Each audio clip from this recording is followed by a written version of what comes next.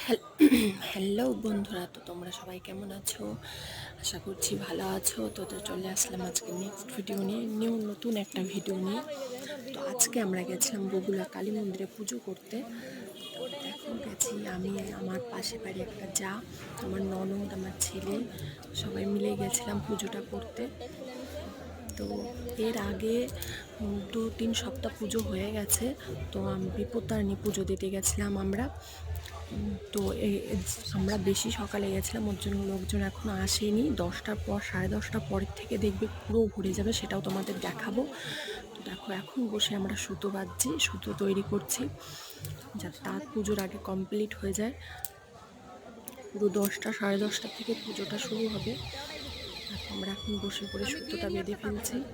তোমরা যে যে পুজো করেছো সেটা খুব ভালো করে জানো এই পুজোতে কী কী করতে হয়। আর যে যে জানো না তারা দেখে নাও, আমি বলে দিচ্ছি।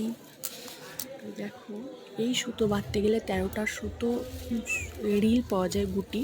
তো 13টা করে সুতো দিতে হয়, গিট মারতে হয়, দুব্বো 13টা করে গুনে তারপরে বাঁধতে হয় সুতোটাকে।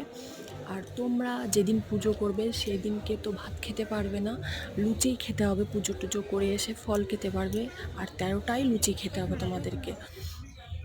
তো এই পুজোর যা নিয়ম আমি তাই মেনে নিয়ে করেছি। দেখো মায়ের ছবি, মায়ের ভিডিও করে ফেলেছি, তোমরা দেখো। দেখো এই যে মন্দিরটা দেখো, এখন ভিড়টা দেখো। এরপরে আরও ভিড় হয়েছিল, সেটাও তোমাদের দেখিয়ে দেবো যে কেমন ভিড় হয়েছিল। এখন তাও একটু হালকা আছে। এর 2-3 সপ্তাহ আগে যে পুজোটা হয়েছে, 1 সপ্তাহ আগে, সেই পুজোটাতে প্রচণ্ড ভিড় হয়েছিল, ওর জন্য আমরা আসিনি। ওর জন্য পরের সপ্তাহে এসছি আমরা পুজোটা দিতে। তো দেখো সবাই মিলে পুজো করছি। আমাদের সুতো বাঁধাটা হয়ে গেছে, এখন বসে আছি। মায়ের সব কিছু ওইদিকে, অনেকে মুখে প্রসাদ দেয়, সেটা কমপ্লিট করবে। অনেকে মানসিক পুজো থাকে, সেগুলো করে।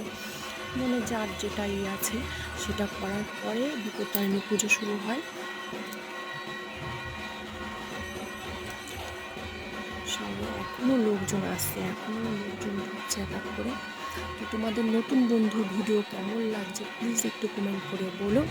আর আমার পাশে থাকো আমাকে এগিয়ে নিয়ে যাওয়ার জন্য। তোমাদের সাহায্য ছাড়া তো আমি এক পাও চলতে পারবো না, সেটা তোমরা খুব ভালো করে জানো। তো প্লিজ নতুন বন্ধুর পাশে থেকো আর আমাকে একটু সাহায্য করো, প্লিজ প্লিজ প্লিজ। দেখো টাটা, নেক্সট ভিডিওতে আরও একটু কিছু দেখাবো।